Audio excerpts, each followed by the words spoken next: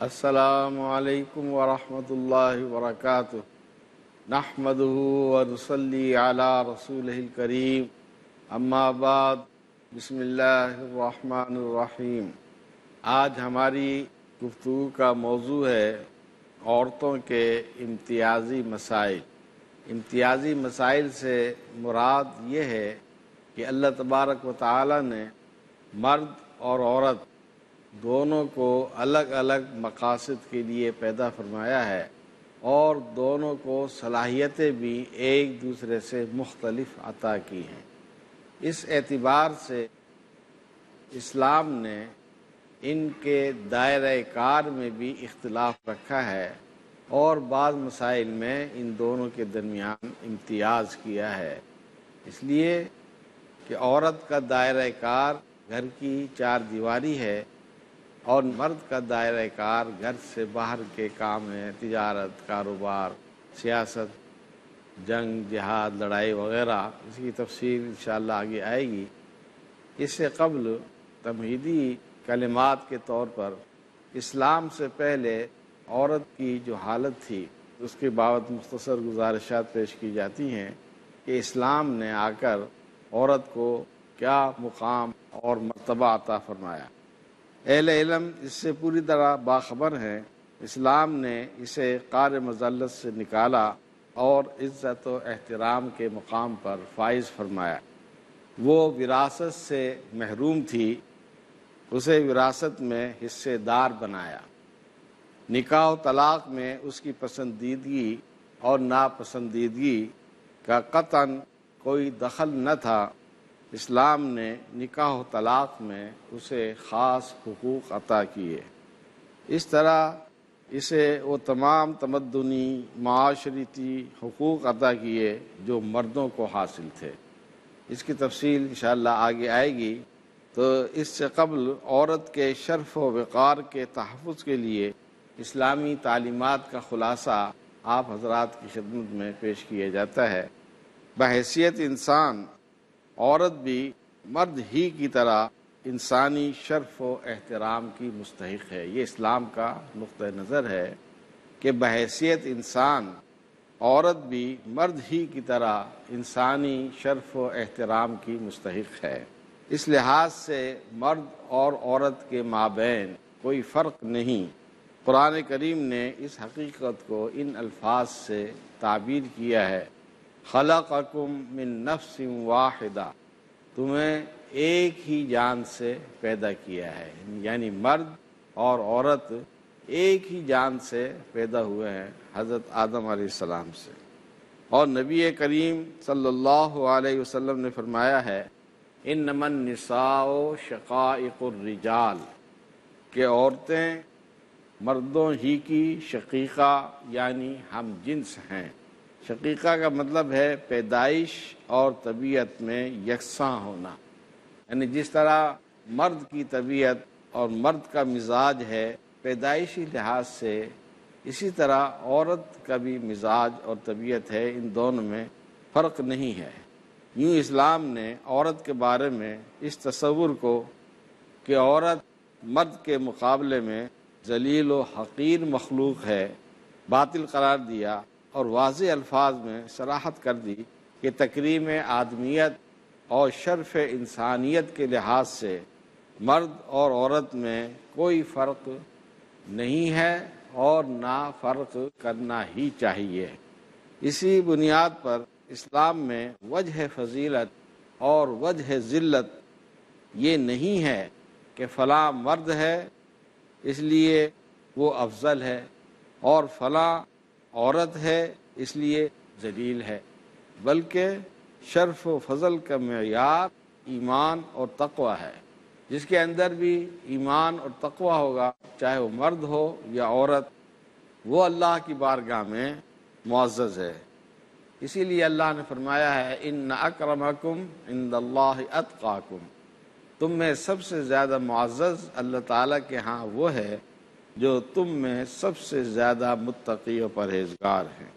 اس نقطے کو قرآن کریم نے دوسری جگہ اس طرح کھول کر بیان فرمایا، من عمل صالحا من ذکر او انثی وهو مؤمن وَلَنُحْيِيَنَّهُ حَيَاةً طَيِّبَةً وَلَنَجْزِيَنَّهُمْ أَجْرَهُمْ بِأَحْسَنِ مَا كَانُوا يَعْمَلُونَ۔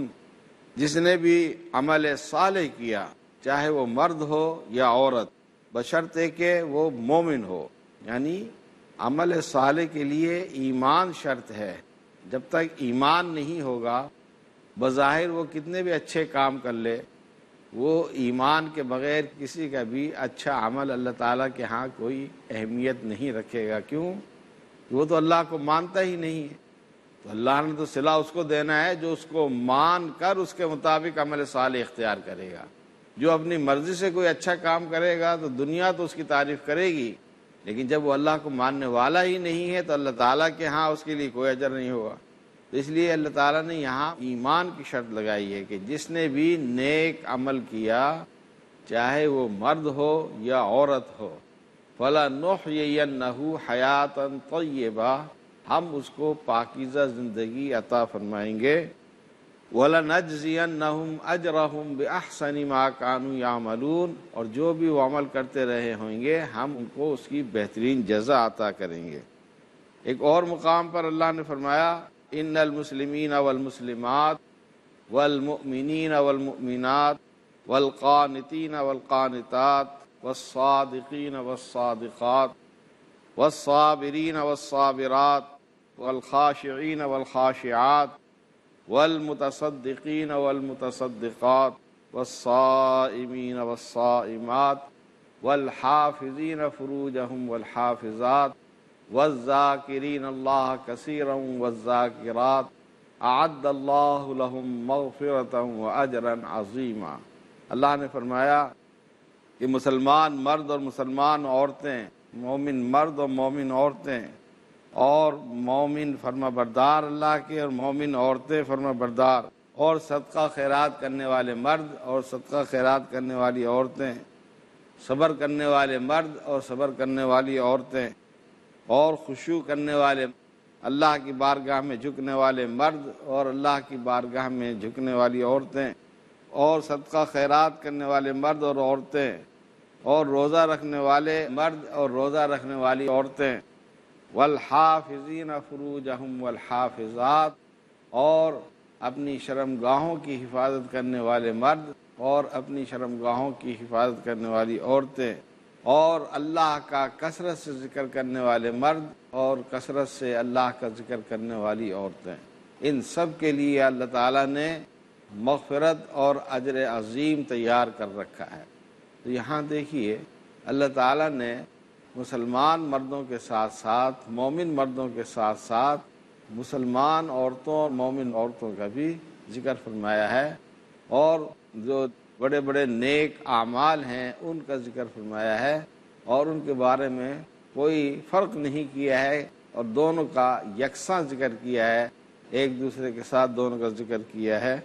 اس سے یہ معلوم ہوتا ہے کہ نیک عمل اور ایمان والی زندگی جو بھی اختیار کرے گا، چاہے وہ مرد ہے یا عورت ہے، اللہ تعالیٰ کے ہاں ان کی بڑی اہمیت ہے۔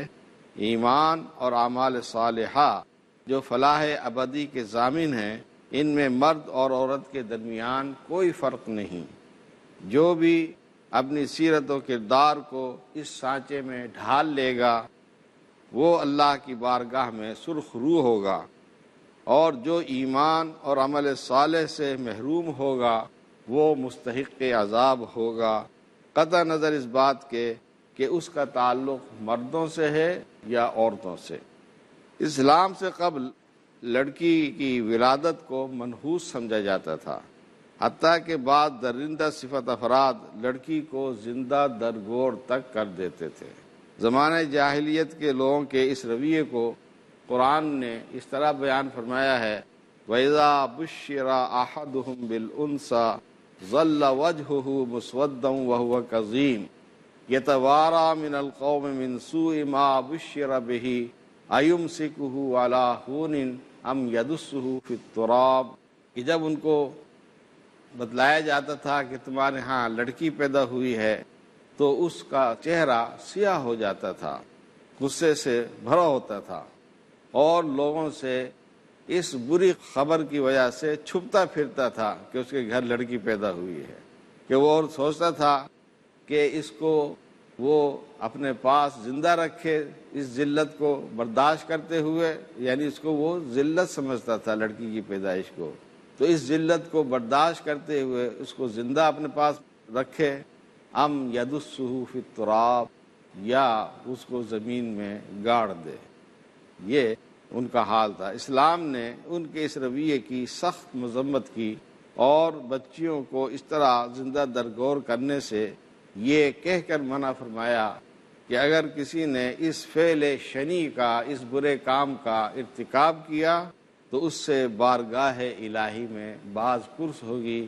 وَإِذَا الْمَوْعُودَةُ سُئِلَتْ بِأَيِّ ذَنبٍ قُتِلَتْ، جس کو زندہ درگور کیا ہوگا اس سے پوچھا جائے گا کہ تجھے کس گناہ کی پاداش میں زندہ درگور کیا گیا تھا۔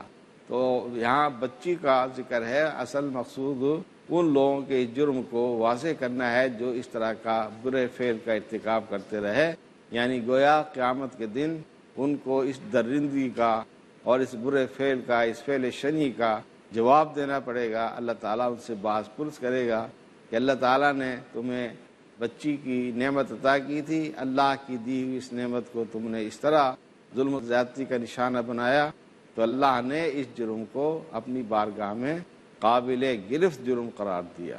تو یہ اسلام سے پہلے عورتوں کی جو حالت تھی، اللہ نے اس آیت میں اس کا ذکر کیا ہے۔ اس کی مزید تفصیل تھوڑے سے وقفے کے بعد انشاءاللہ ہم مزید عرض کریں گے۔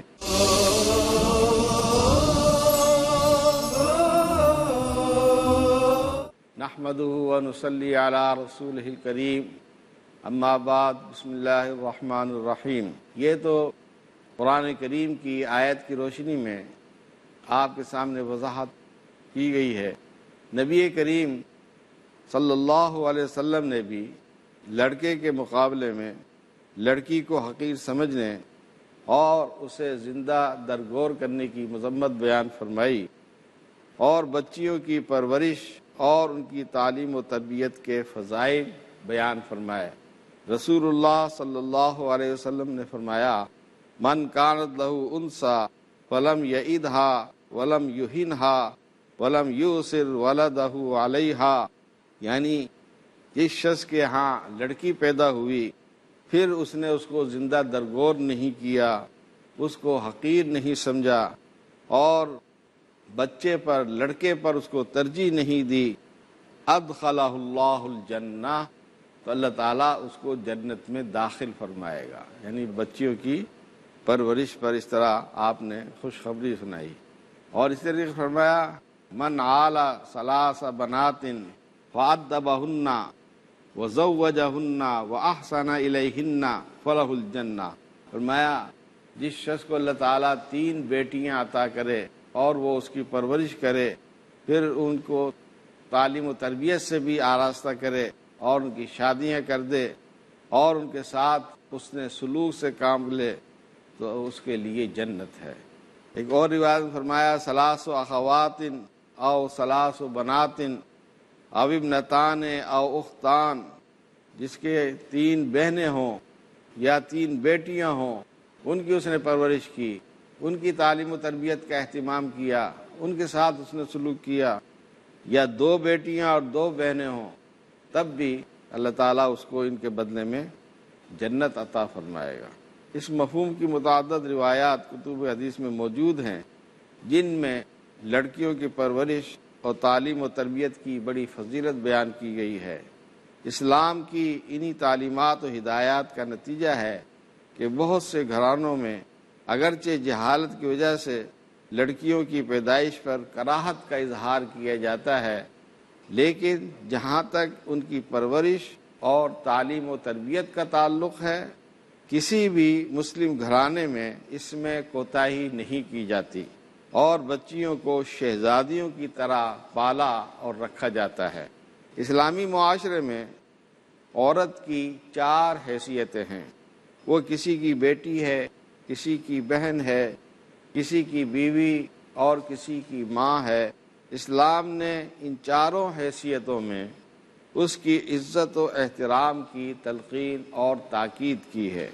بیٹی اور بہن کی حیثیت سے اس کی تعلیم و پرداخت کا مختصر ذکر تو گزر چکا ہے، بحیثیت بیوی کے اس کے لیے جو تعلیم دی گئی ہے وہ ان احادیث سے واضح ہے۔ اللہ تعالیٰ نے فرمایا وَمِنْ آيَاتِهِ أَنْ خَلَقَ لَكُم مِّنْ أَنفُسِكُمْ أَزْوَاجًا لِتَسْكُنُوا إِلَيْهَا وَجَعَلَ بَيْنَكُم مَّوَدَّةً وَرَحْمَةً، اس کی نشانیوں میں سے ہے کہ اس نے تمہارے لیے تم میں سے ہی جوڑے پیدا کیے تاکہ تم ان سے سکون حاصل کرو، اور اس نے تمہارے درمیان مودت و رحمت پیدا کر دی۔ اس آیت کریمہ میں ایک تو عورت کو مرد کے لیے باعث تسکین بتلایا، جس سے اس کی اہمیت اور عظمت واضح ہے۔ دوسرے دونوں صنفوں کے تعلق کی نوعیت کو واضح کیا کہ ان کے مابین کشاکش اور تناؤ کی بجائے الفت و محبت اور شفقت و رحمت کا رشتہ قائم ہونا اور رہنا چاہیے۔ ایک دوسرے مقام پر اللہ تعالیٰ نے عورت کے ساتھ حسن سلوک کی تاکید اس طرح فرمائی وَعَاشِرُوهُنَّ بِالْمَعْرُوفِ فَإِنْ كَرِهْتُمُوهُنَّ فَعَسَىٰ أَن تَكْرَهُوا شَيْئًا وَيَجْعَلَ اللَّهُ فِيهِ خَيْرًا كَثِيرًا، کہ تم ان عورتوں کے ساتھ اچھا برتاؤ کرو، اور اگر وہ تمہیں ناپسند ہوں تب بھی ان سے نباہ کرو، ہو سکتا ہے کہ جس کو تم ناپسند کرتے ہو اس میں اللہ تعالیٰ خیر کثیر پیدا فرما دے۔ ایک اور مقام پر عورت کے حقوق کا ان الفاظ میں تذکرہ فرمایا وَلَهُنَّ مِثْلُ الَّذِي عَلَيْهِنَّ بِالْمَعْرُوفِ، ان عورتوں کے لیے مردوں پر معروف طریقے کے مطابق وہی حقوق ہیں جو عورتوں پر مردوں کے لیے عائد ہوتے ہیں۔ اس سلسلے میں نبی کریم صلی اللہ علیہ وسلم نے بھی اپنی امت کو بڑی تاکید فرمائی ہے۔ آپ نے فرمایا ان من اکمل المؤمنین ایمانا احسنهم خلقا والطفهم باہلہ، کامل ترین مومن وہ ہے جو اخلاق میں سب سے بہتر اور اپنے بیوی بچوں پر سب سے زیادہ مہربان ہو، اور فرمایا خیرکم خیرکم لأہلہ وَأَنَا خَيْرُكُمْ لِأَهْلِي، تم میں سب سے بہتر وہ ہے جو تم میں سب سے بہتر اپنے گھر والوں کے لیے ہے، اور میں تم میں سب سے بہتر ہوں اپنے گھر والوں کے لیے، اپنی ازواج مطہرات کے لیے۔ حجۃ الوداع کے موقع پر نبی صلی اللہ علیہ وسلم نے جو اہم باتیں اپنی امت کو ارشاد فرمائیں، ان میں ایک یہ بھی تھی استوصوا بالنساء خیرا فَإِنَّهُنَّ عِنْدَكُمْ عَوَانٍ، عورتوں کے ساتھ تم اچھا سلوک کرنا، وہ تمہارے پاس اسیر یعنی تمہاری قیدی ہیں۔ جس طرح قیدی ایک جیل خانے کے اندر رہتا ہے، اسی طریقے سے یہ عورتیں تمہارے گھر کی زینت ہیں، ان کے ساتھ تم نے اچھا سے اچھا سلوک کرنا ہے۔ ایک حدیث میں نیک عورت کو بہترین سامان دنیا قرار دیا گیا ہے، بہترین متاع قرار دیا گیا ہے۔ خیر متاع الدنیا المرأۃ الصالحہ، دنیا کا بہترین متاع، بہترین سامان نیک عورت ہے۔ یہ تو بیوی کی حیثیت سے اللہ تعالیٰ نے اور اللہ تعالیٰ کے رسول صلی اللہ علیہ وسلم نے باتیں اور ہدایات بیان فرمائیں، اور ماں کی حیثیت سے اسلام میں عورت کا مقام بھی بہت اونچا ہے۔ اللہ نے فرمایا وَوَصَّيْنَا الْإِنسَانَ بِوَالِدَيْهِ حَمَلَتْهُ أُمُّهُ وَهْنًا عَلَى وَهْنٍ وَفِصَالُهُ فِي عَامَيْنِ أَنِ اشْكُرْ لِي وَلِوَالِدَيْكَ، کہ ہم نے انسان کو وصیت کی کہ اپنے ماں باپ کے ساتھ اچھا سلوک کرے، کیوں کہ اس کی ماں نے کمزوری کے باوجود اس کو 9 مہینے تک اپنے پیٹ میں لیے رکھا اور اس کو دودھ پلایا، پھر 2 سال تک، تو وہ میرا بھی شکر ادا کرے اور والدین کا بھی شکر ادا کرے۔ یہ اللہ تعالیٰ نے ماں کے سلسلے میں خاص طور پر مزید تاکید فرمائی۔